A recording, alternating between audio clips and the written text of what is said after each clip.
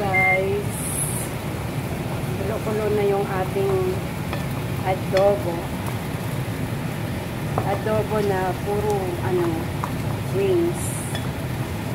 Diba masarap pag puro wings lang, tapos i-low fire natin yan siya hanggang manunuot-nuot sa loob yung lasa ng yung lasa niya ba. Okay guys, bye bye for now. Muna natin siya, isara natin and low fire. Guys, ayan guys, malapit na siyang maluto. Alam nyo ba ang sikreto ng pampasarap ng guys, adobo? Ano nga ba?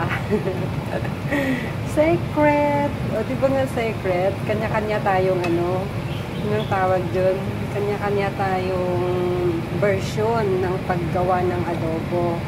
Kaya yung sa akin, gusto ko to siya, tuyo.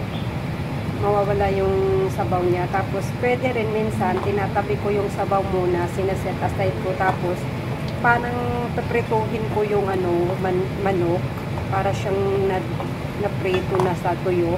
Tapos saka ko ibabalik yung sabaw. Ganun siya guys. Pero low fire talaga to siya guys. Ganun.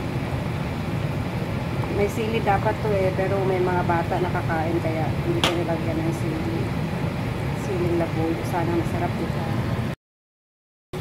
Ito ba? Tuyo na siya. Adobo na.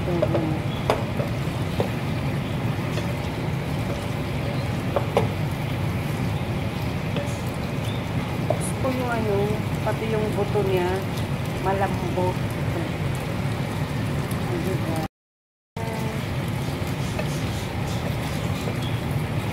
Sarap na guys. Tawag na naman to isang rice cooker.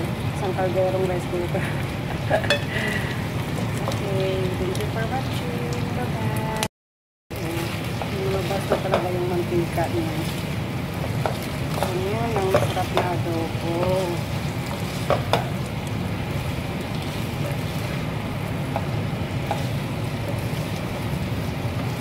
Guys.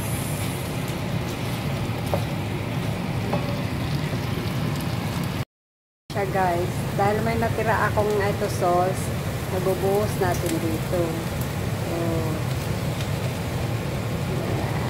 Okay, it's done.